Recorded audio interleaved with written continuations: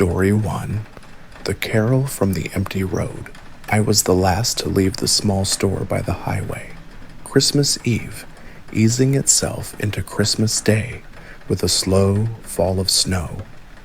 My breath hung like a thin veil, drifting sideways with the slightest wind. The road home was a narrow lane, the kind that forgets it's a road when the drifts start, and I walked in the slick groove left by a plow hours before, my hands deep in my coat, a peppermint tucked in my cheek because habit is warmer than wool. The first sound wasn't a song, it was the shape of one, a hum so faint it felt like the pressure before a note begins, matching the length of my exhale, then easing away when I drew new air.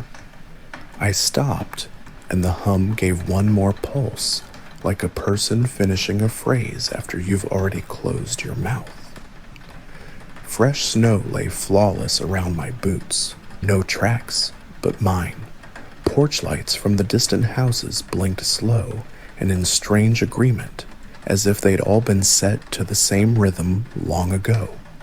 I told myself it was the grid, old wires singing, but the hum tilted its pitch as I shortened my steps, and when I lengthened my stride, it dropped low in a way that curled at the base of my throat. There's an old saying around here, don't hum with what you can't see, or it'll count you twice. I kept my jaw still. My grandmother added a rule when I was a kid. Keep a peppermint in your mouth if you have to walk alone in the dark. It keeps your tongue busy, she said, and the night likes a quiet tongue. So I pressed the candy to my molar and listened. A bell sounded from the ditch, not a jingle, a clean, round note, like a glass touched by a careful finger. It came once, then quiet. The hum picked up a thread of melody, not quite a carol, more like the shadow of one, and the porch lights far ahead answered in their slow blink, each on, then off, then on again, a breath out of time. I tried my old trick of counting my steps to anchor the mind. 1, 2, 3, 4, and the hum adapted, stitching soft tones between my numbers so that the space filled with something gentle and attentive, not menacing, just present. When I came to the curve, where the lane slips around a stand of spruce, I paused. The air there always smelled of resin and cold water. I waited.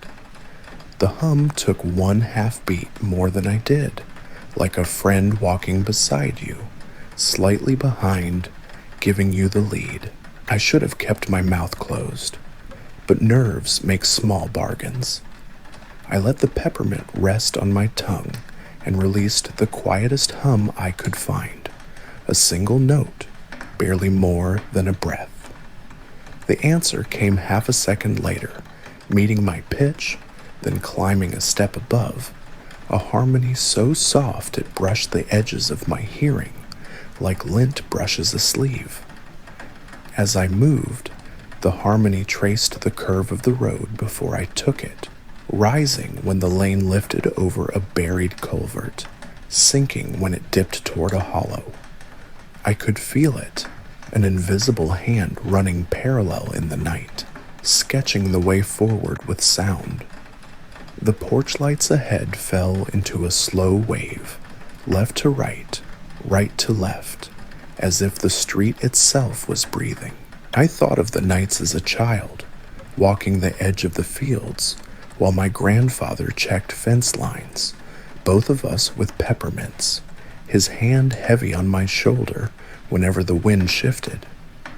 Don't join, he would say. Just listen. Let it show itself. I let the memory persuade me to quiet again. The hum held steady. Somewhere to my left, a second bell, a little lower, sang and stopped. Snow whispered against my coat. When I reached the mailbox that marks the start of our drive, the hum thinned like a tide drawing back. The porch light at my place flickered once, then steadied. I stood at the box and felt a childhood impulse rise, the way you want to say your name to the dark to prove you're in it. Instead, I whispered the house number, the way you might speak to an animal so it knows you belong. The hum fell silent mid-breath, no fade, just gone, as if that small fact closed a ledger. I walked the last stretch to the steps. The snow there was untouched, a clean page. On the top step, resting on a thin wet ring, lay a peppermint, unwrapped, bright as a small moon, not melted into the wood, not clouded by the cold, just waiting. It was clean somehow, as if the snow had rinsed it. I didn't touch it. I let it be. Inside, the heat held a little higher than usual, as if the house had kept watch. I stood behind the door and listened for the hum to return, for any echo or bell. But the night went back to its own soft business. Outside, the porch light settled into its quiet work, no longer in that strange chorus. I breathed in peppermint and pine and let my shoulders drop. Moving deeper into the darkness, the next voice knows your name before you speak. Story 2. Midnight Mass with no congregation. I had the key because the storm had pinned the older parishioners at home, and the priest had asked me to slip in early, turn on the heat, and light a few candles if the power held. The church sat low on its hill, brick red against the white, a soft draft always threading under the big doors.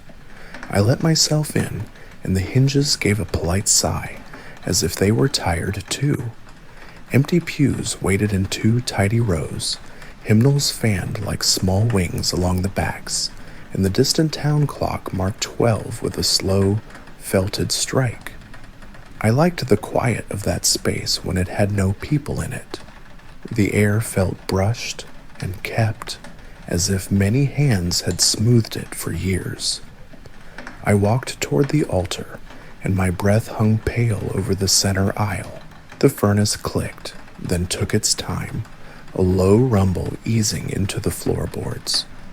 On the left, the hymn number board still showed last Sunday's choices, small white tiles set in their little channels. I was reaching for the first candle when I heard the soft rasp of wood on wood. It was the kneeler, lowering on its own, a gentle creak like practiced knees. Then another, farther back, fell to its resting place, and a third, the sound traveling out and away. I waited, hand steady on the match.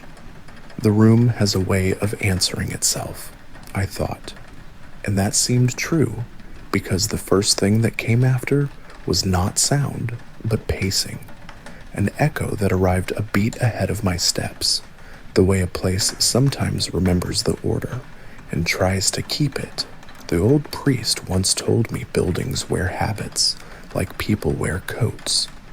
He'd said it with a kind smile, nodding at the rafters. They take on the posture of what happens in them, and they keep it. So I took a seat in the front pew and felt the varnished wood, smooth where hands had rested. I spoke very quietly, more to test the air than anything. Peace be with you. The answer came from nowhere I could point to, just a returning shape of words, a breath early, peace. And in the soft tail of the word, the name my mother only used when I was a child, the one I hadn't heard in years. It nudged my chest the way the first sip of something warm does. I didn't turn, I just let that small ache settle. A brass collection plate on a side table gave the barest turn, a slow easing as if passed from hand to hand. My fingers tingled, the match scraped, and the first candle took, a modest flame bowing slightly as if in greeting. I set it in its holder, and the next wick kissed light from it. The flames leaned inward, not toward a door draft, but toward the empty aisle, and stayed that way, drawn as if the center held a quiet weight. I whispered the responses I remembered, my timing careful, letting the room go first. When I said, "and also with you," the return came not in words, but in a wave of warmer air that slid over my knees and into my lap. I could smell something beyond wax and wood, a hint of incense, wrapped in the sweetness of oranges pressed with clove, the old winter scent we'd bring home in paper bags. The candles hummed like small, obedient bees. The pew where my mother used to sit was 3 back on the right, end seat, because she liked to draw in late and slip out quick to check on my grandmother. I let my eyes rest there, and the leaning candle flames straightened, then swayed toward that place, a gesture no more forceful than a breath. The hymnals along that pew had their edges more worn than the others, and the fabric of the kneeler showed a darker polish. I walked to it and sat, the cushion giving with a remembered ache. I said her name, the one the priest had not used. I said it, as you'd say it, into a cup to test your voice. The air changed, not bright, not dramatic, just steady and kind. The draft warmed as if it had passed over something living. The scent of incense rose richer, like a hand opened over coal. Somewhere up in the loft, the old organ murmured without pipes, just the keyboard settling under its own weight. The mass didn't happen, not in any way you could list. Time didn't bend. The clock still took its bold, soft strokes. I whispered the parts I knew and left space for answers I didn't. When I spoke, "Go in peace," the words didn't need to leave my mouth. They found me from the inside, sat down in my chest, and rested there. It felt like a hand on a shoulder with no weight at all. When I stood, the brass plate had turned a little more, sharing its circle with the aisle. The hymn number board on the wall made a small, deliberate sound, the soft scrape of tiles. One slipped down, then another. The numbers shaped the carol my mother always chose when she could, the one that comes on like a lullaby and ends on an unshowy note. I smiled without meaning to. I blew out the candles with care. Their smoke rose as one ribbon, then parted. At the door, I turned the key in the lock and let the bolt slide home. The snow on the steps had not filled the prints I'd left, and the night kept its even breath. I stood a moment under the small porch light, felt the word in my chest again, and didn't say it. I walked to the car, the church behind me, wearing its habit, keeping its vigil, and the hill quiet under the white. Story 3. The house that wrapped itself. I was house-sitting for a friend's aunt, a Victorian trimmed with more ribbon than a winter parade, bows tucked over doorways, along banisters, even laced around the newel post like a corset. The note on the kitchen counter said 2 things: water the fern and no lights after midnight. The house sleeps lightly, the handwriting warned, as if the place had eyelids and a pulse.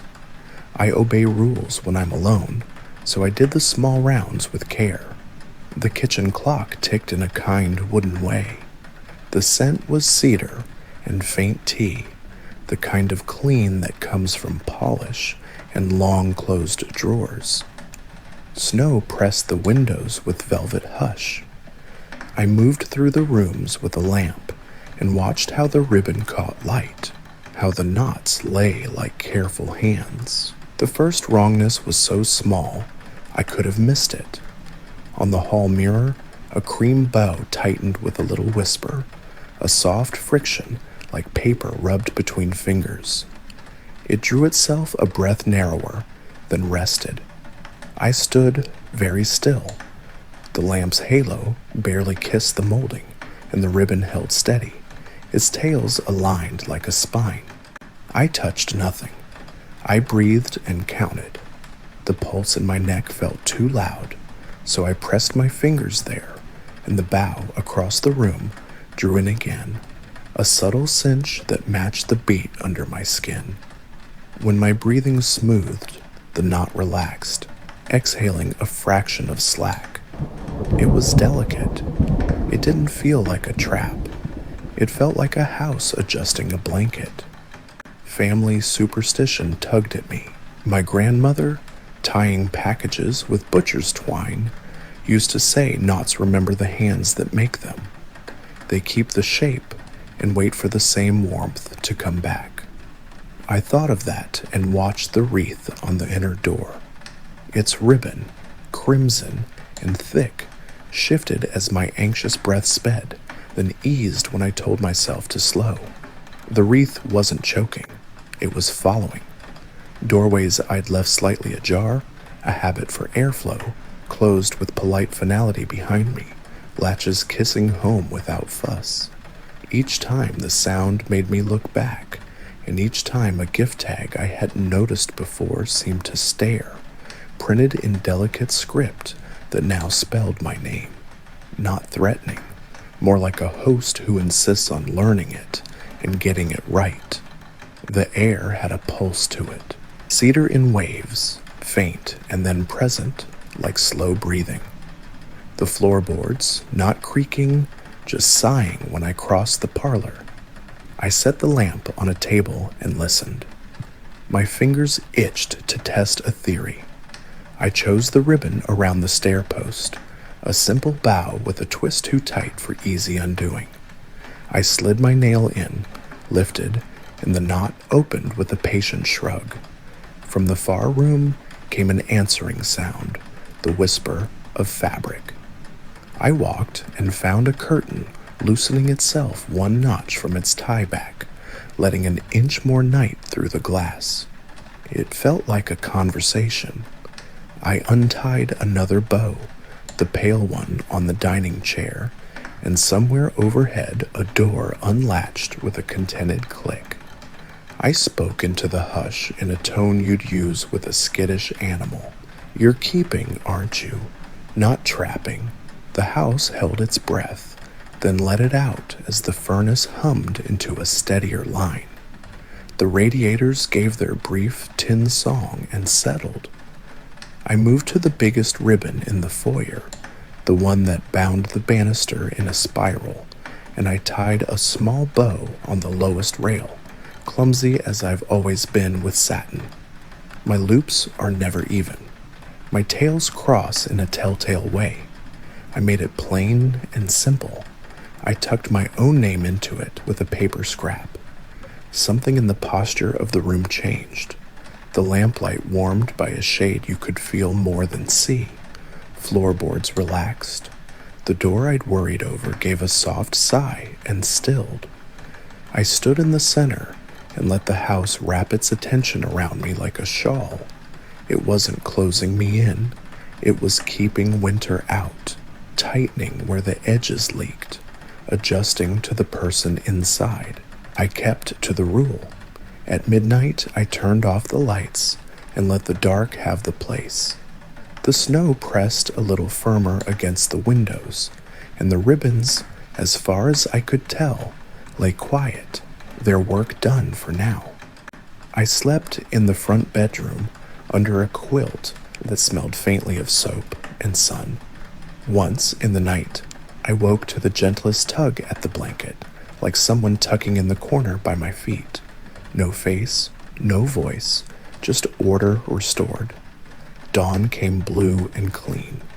When I walked the stairs, every ribbon lay slack, respectful, no dramatics. One fine thread, thin as a hair, trailed from the banister down the hall, leading me to the front door like a path. I followed it out onto the porch and found a knot on the railing, small and neat, made in the exact clumsy way my hands always do it, tails crossed wrong, loop a touch crooked. The snow beyond the steps was unmarred. The cold held still. I stood there, my breath making the same small cloud it always makes, and felt looked after. The house behind me shifted its weight like a sleeper turning toward warmth. I took the note on the kitchen counter, added one line under the rules in my own hand, and smiled. If you must tie a thing, tie your name to it.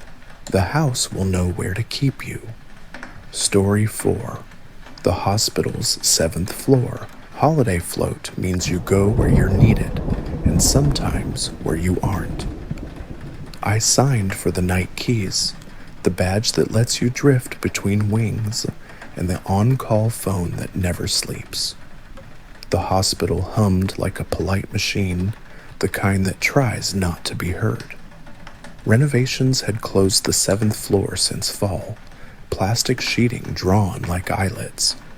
But in the elevator, the 7 glowed faintly, as if remembering it had a job. The ceiling speaker sent down a soft carol so thin it sounded like breath against paper. I tapped 5, then 6, but the car nudged up one more, doors parting on a corridor dusted with plaster that looked like snow drifted indoors. The air smelled like clean water and chalk. My badge shouldn't have worked. The lock clicked anyway, a small courtesy. I stepped out because the night asked me to, and the elevator waited, doors open like held hands. The signage still wore last year's date, printed neat and taped crooked. A whiteboard near the nurse's station listed rooms and allergies no one had any longer. In room 712, the board noted no citrus, underlined twice, a smiley face beside it, the way we sometimes soften rules. Dust lay on the counter in a fine veil, except for ovals where hands might rest. I stood in one and felt the faintest warmth. A nurse once told me, the building keeps a ledger of the ones who left at Christmas. Not morbid, just recorded. Not all ledgers are paper. Some are the dip in a mattress that stays, the echo of a name in a hallway long after voices have moved on. I let that thought settle and listened. Far down the line, a call light flickered. No tone, just a soft, steady blink, like a breathing chest. In the chart rack, a folder leaned out with a stubborn angle. I pulled it. The front was blank until I tilted it under the station lamp and saw my initials ghosted in the sheen, not inked, just present when the light caught right. I didn't open it. I set it flat and smoothed its edge the way you tuck a sheet. The carol from the elevator speaker had followed me, or else the vents carried a cousin of it. The antiseptic in the air had the sweetness it gets when it's fresh, but behind it came a warm note that didn't belong to disinfectant. Oranges in clove, the same winter scent from the church, softened by wool. It folded into the space and sat quietly. The drip of a sink down the hall took on a metronome's patience. I counted it without trying. 4 drops to a breath, 8 to a slow step. I let it lead me into 715, a room with a window set to hold the town like a painting. The view looked over the hill where the church sat, its little steeple a shadow under clouds. The blinds were half stacked, the kind of careless that happens when someone leaves fast. I raised them with the chain, and the cord ran smooth, no grit. Beds stood made, sheets tight, pillows in their cases, the way we prepare for the next body without talking about it. A faint trough held in each mattress where someone had once turned toward the window. Each impression faced the same direction, toward a particular line of street. I knew that street. It led past the grocery, then bent toward my own neighborhood. I looked down and followed the lamps home with my eyes. On the whiteboard, the marker lay capped. I picked it up, my hand remembering the angle. "Still here," I wrote, neat as I could. The letters looked too dark in the dim. Then the carol stopped. Not a fade, not a cut. It simply laid itself down and slept. The air settled like a blanket smoothed. The call light blinked once more and stayed. I thought of last winter when the ICU held a woman who asked every hour if it was Christmas yet so she could go. People bargain with days. Buildings don't bargain. They remember? The 7th felt like a paused page, waiting for the last note before it could turn. I put the cap back on, set the marker straight, and stood until my breath matched the room. In the hall, the elevator doors had closed, but my car returned when I pressed the button. The 7 no longer glowed. My badge gave a small, clean beep, a cleared alert from nowhere.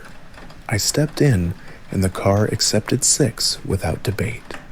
As we slid down, I caught my reflection in the brushed metal, soft-edged and tired, a person without drama, just moving through.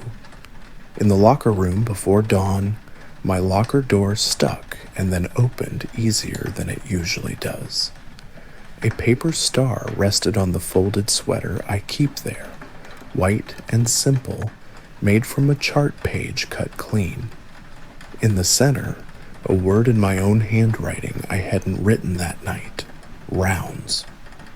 I let it sit in my palm and felt its lightness. I didn't take it home. I set it in the small dish where we leave spare earplugs and hair ties, tucked it into the edge like a placeholder in a book, and closed the locker softly. The ledger turns its own pages. Some nights you get to touch the corner. Some nights you just stand in the hall and listen while it counts, moving deeper into the stillness. Not every keeper is kind. Story 5. After hours at the closed mall, I took the temp shift because quiet work pays the same as loud, and the mall had been empty long enough to feel like a cooled pot. They were waiting on demolition after the thaw. For now, all the Christmas decor had been left where it slept. Tinsel draped in arcs like frozen rain, garlands with their lights unplugged, paper snowflakes turning a fraction in the air currents you could only feel when you stood still enough. The fountains were drained, bowls wide and dull, and the scent that used to sell cinnamon rolls had gone stale, a shadow of sugar pressed flat. The security office was a glass booth on the 2nd floor, a good view of the atrium where the Santa throne sat on its little dais, fat red chair, empty, velvet dulled by dust. My footsteps echoed and then learned to hush, the carpet doing its soft work. Static popped off the tinsel now and then, a quiet spark that kissed the skin of my hand when I brushed a railing. The toy train up on the mezzanine, the one that had circled a village of fake snow and small ceramic shops, didn't move when I first passed it.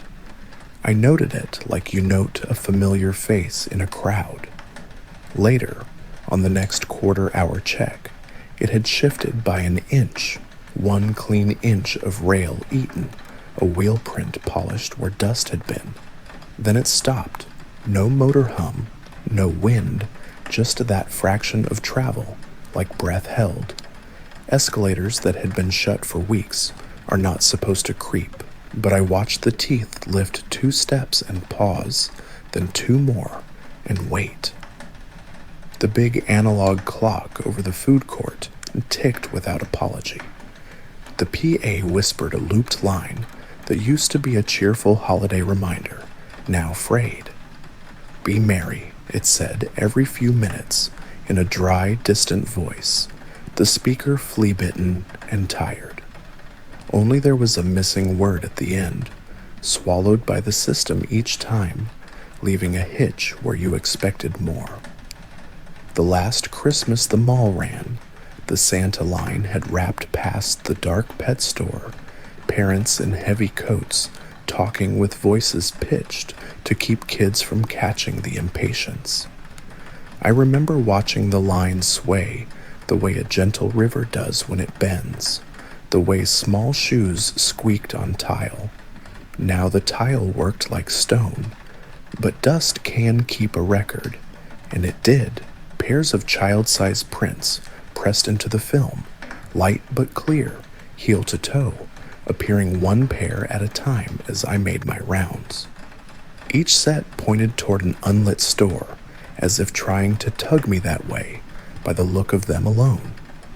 By the second hour, the train had inched another half foot. The escalators answered by coughing up their next 2 steps and resting like old knees stretching. The PA stuttered its line, "Be merry," and the breath it withheld felt like a word waiting at the back of a throat. I sat in the Santa chair because my back asked me to. I meant to rest for a minute, not to pretend. The cushion gave with a soft, tired exhale. From that seat, the atrium arranged itself with a dignity that empty had not erased. The village at my eye level, the first floor railings, the dark cubes of stores like shut eyes. When I settled my hands on the armrests, the train finally finished its loop, a dutiful little circle around fake snow that kept its glitter even in the low light. It felt like the mall wanted a last circuit, a completion of a ritual so worn into its bones that it couldn't be set aside by a contractor's schedule. Places keep habits. This one needed to do its route before it could be let go. I stood and faced the ring of storefronts, the letters unlit. I cleared my throat the way you do before reading a list. Then I called the roll. Store names that lived in the mall's air even when the signs were gone. My voice was small, but the sound carried in the glass and tile, and for each name, a light winked, not bright, not long, a soft acknowledgement here and there, in sequence around the circle. A kiosk screen gave a meek glow and slept again. A food court menu board hummed and showed one number, then faded. The train clicked once more, a punctuation mark. When the last name left my mouth, the escalators ran smooth from bottom to top. Not fast, not loud, just a clean, even glide. The PA took a breath and found the word it had been holding. Together, it said, the syllables soft and intact. Be merry, together. The air warmed by a degree only nerves can measure. On the chair arm, someone or something patient left a single ornament, a mirrored sphere the size of an egg, smudged but whole. In it, I saw myself reflected alone, just slightly delayed, like the mall thought before it showed me back to me. I held it and put it down again, where it had been placed. A small courtesy in a place that had finished its rounds. Story 6. The cottage with an extra door. The cottage sat at the crook of a road that forgot it was paved, a single-story shape tucked under a drifted roof. The rental listing had shown a neat floor plan, kitchen here, bedroom there, 3 doors marked like polite exits. When I arrived ahead of the storm, I mapped it with my feet, counting corners, checking locks. 3 doors, the paper said. The cottage had 4. The 4th was on a short wall between the kitchen and the sitting room, where no door should have fit. No jamb, no hinges, just a panel that looked like it had grown from the house, painted the same winter cream as the trim. When I pressed my finger to the edge, the wood was colder than any part of the wall, a chill that felt layered, like frost under glass. I'd stocked the place the way you do for a night that might double itself. Tea, a loaf of bread, an old book with a cracked spine. The snow came steady, A thick hush that made the road dissolve. The thermostat hummed and the radiators clinked their small song.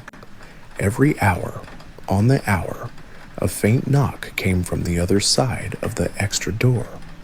3 quick taps, patient, like someone repeating what I'd done earlier without knowing why. I realized it matched a small rhythm I'd made at the table while reading, my fingers tapping a carefree line. The door mirrored it 30 minutes later, then again when the clock turned, as if the wall had learned my fidget and saved it for its own timing. Not threatening, not even calling, just keeping time along a seam that wasn't supposed to be there.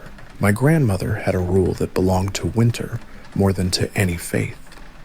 Never open a door on Christmas night unless you know who you're welcoming. It wasn't superstition for her, just courtesy. Names first, she'd say. Names keep the house upright. I made tea and stayed with that thought.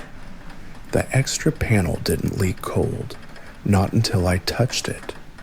Then the chill sank through the skin into the bones of my hand and pooled there.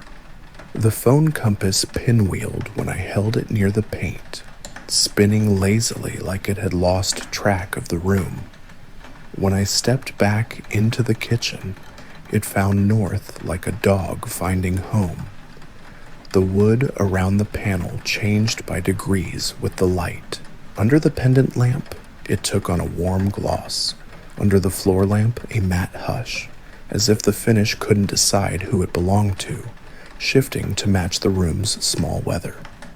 Every hour, the soft knock, 3 taps, then quiet. The sound behind it was thick and cushioned, winter thick, not wind, not pipes. The cozy silence that happens when snow falls on snow and the air holds it like a secret. I stood with my ear close, not touching, and heard my own breath answer back with a beat of delay, like the panel was listening for me to catch up. I said my name. I said it to the painted wood, as you might to a stranger at a threshold, a simple offering without force. The knock stopped. The handle, there was no handle, only a suggestion of one in the paint, cooled further, the cold stepping back from skin to air. The cottage shifted its weight, subtle as sleep. It took me time to accept what the room was saying. The door wasn't for me, not exactly. It aligned to whoever stood before it, like a mirror that reflects not what you look like, but where you belong. It didn't offer forward. It offered a path back, not to a place precisely, to an arrangement, to the pattern you've already laid down with your steps and your names. I hung a bell on string over the panel's edge, a small thing I found in a drawer with spare matches and a twist of twine. The bell was dull brass with a tongue that barely spoke when moved. I looped it, tied a simple knot, felt the texture bite and hold. Then I stepped aside and listened. For a long moment, nothing. Then the bell rang, far away, not in the room, not even in the wall, a thin, ringing sound that came from a distance you couldn't walk in a night. The tone drifted in and out, like breath on a lullaby. I sat on the rug and let it play. After a while, the cadence softened into something I knew from childhood, a tune that my mother had hummed when she folded laundry late, slow and unforced. I rested my head against the sofa cushion and let the bell speak without hurrying it. Snow worked itself higher against the windows, the seams of the world stitched with white. The heaters kept their steady work. I dozed and woke and dozed again.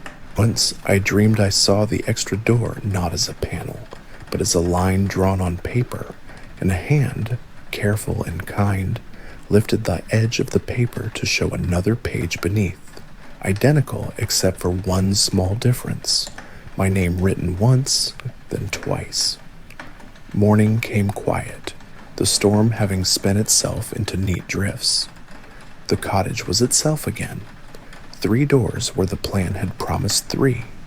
The wall where the 4th had been showed only paint, unremarkable, smooth to the touch.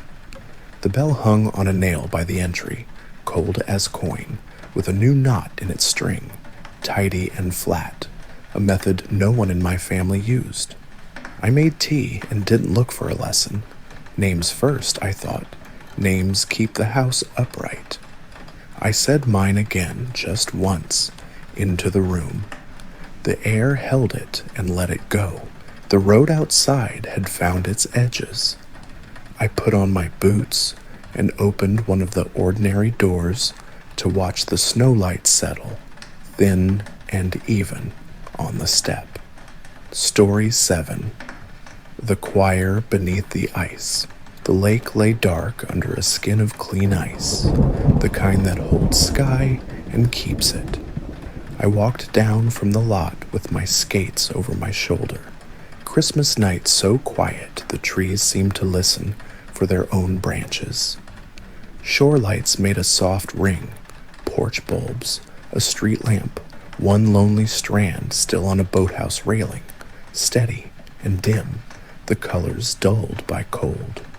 I laced slow, not out of ritual, but because I didn't want to break the hush too fast. The first sign wasn't sound the way we think of it. It was touch pretending to be sound. A chord rose just below hearing, the ice humming against the blades before I even stood. I set my feet, and the vibration settled into my ankles, like a cat testing a lap, cautious and sure. I pushed off, easy strokes, breath fogging a small halo that followed me, and then thinned to nothing. When I leaned my weight right, the hum thickened, harmony gathering in that direction, as if the ice had a muscle there. When I leaned left, it thinned at the edge and grew at the center. I traced a small oval to test it, and found that the note shifted with me, not menacing, just attentive, like a singer finding a key you don't know you prefer. I smiled into my scarf without meaning to. The old rink keeper used to say the lake kept last winter's notes under glass. He said it human, quiet, without a glint in his eye. Skates speak to water, he'd shrug, and water remembers. I thought of him as I settled into a pace you could call a lullaby. The Blade song laid down a line, and under it the lake hummed its own, a second voice that knew the plain path and waited for me to find the curve. Out toward the deeper water, the hum grew clean, almost bell-like. Near shore it wore a warmer grain, maybe from the weeds, maybe from the small air that lives in shallows. I traced a figure 8, simple and careful, because the pattern felt asked for. Each return closed something. Each cross smoothed the surface of the sound, like a hand-smoothing cloth. When I tried to wander from it, the cord frayed just a touch, then gathered again when I came back to the loop, pleased the way a place is pleased when you remember its way. A carol, far off, tried to resolve through that hum, not from a house, not from a radio, the shape of one, the cadence you know even if you never learned the verses. It would reach almost to its last note, and then hover, waiting. I understood that if I wanted the phrase to find its home, I had to return to the mark I'd made. So I followed the 8 line over line until the air found the last tone and let it rest like a sleep well earned. At the center where the 2 loops kiss, the ice had a dark seam, not a crack, a place where the world looked deeper, as if the lake had blinked. I paused there, and the hum rose in a clear phrase, simple as breath. I didn't need to answer. I only needed to be still enough for it to finish. It did. and the silence after carried a comfort I felt in my wrists and jaw. I tried a wider loop, and the lake followed, voice softening with distance, then brightening when I came near. The blades wrote their small silver script, and the water read it as if it recognized the hand. I let my shoulders drop and counted strokes in fours, the way a kinder metronome counts a child to sleep. 4 to glide, 4 to turn, 4 to cross back, 4 to breathe. Remembering the winter thread, I didn't fill the quiet with guesses. I let the ice complete its old work. The music wasn't trapped here. It wasn't asking for rescue. It was doing what the mall had done, what the church had done, finishing its route, closing its circle, smoothing its ledger. My part was to lean steady, to let weight become permission. A breeze came low across the lake, not enough to raise grain on the surface, just enough to lift the hair at my neck. The harmony adjusted to my balance and to that small wind, two gentle forces meeting and agreeing. I thought of rooms that breathe, of doors that listen, of lights that nod in sequence. The ice was no different. It kept what it had been given, held it, and when someone came back with measured steps, it let the song out in pieces until the piece was whole. I skated until my legs felt like sleep. At the last pass, I marked the 8 one more time, slow and clean. The phrase rose, resolved, and faded toward shore the way smoke travels to a place it likes. The lights there brightened a shade, barely, almost a blink, not in show but in recognition. By the bench, a scarf lay abandoned, folded over itself once. The spot under it warmed the slightest bit where no one sat. I touched it with my glove and left it. The lake had kept enough for one night. I unlaced in the same quiet I'd laced in, breath steady, feet sore in the ordinary ways. As I walked back up the path, the hum receded into the ice like a secret put away with care. Story 8. The house where snow wouldn't settle. My aunt's street looked like a row of sleeping animals, each roof wearing a soft, even pelt of snow. All but one. Her house steamed a faint breath you could see from the corner, a hush of air rising from shingles that should have been white. Flakes drifted down, landed, and then slid away as if the roof were a slow river. The eaves stayed dry. The little wind chime at the porch made no sound, yet the air above the roof gave a low hum, something you felt in the gums before you heard it. Inside, the rooms held a steady warmth, the kind that sits under your shoulders and doesn't show off. The power had been fine all day, and the oven had leaned its heat into a tray of cookies. After dinner, the family thinned and drifted. My aunt tidied with her quiet hands. She had a habit at gatherings no one questioned. Right before dessert, she'd stand in the hall and read names out loud, first and last, present or not. She did it as if she were winding a clock. No one knew who taught her. No one asked. Snow brushed the windows. The hum above the roof was a soft line, like a low string held between fingers. When the lights in the neighborhood flickered and then fell, the house didn't dip. The furnace clicked off, but the rooms kept their warmth, and the hall breathed a little fog against the mirror glass. I could feel the heat pulling toward the center like a tide. We gathered in the living room out of habit, no panic. The kids made nests of blankets. The kitchen clocks went dim, but the oven door held a little ghost of glow. In the hum, I heard a shape of waiting, the kind you hear in churches when everyone inhales before the first word.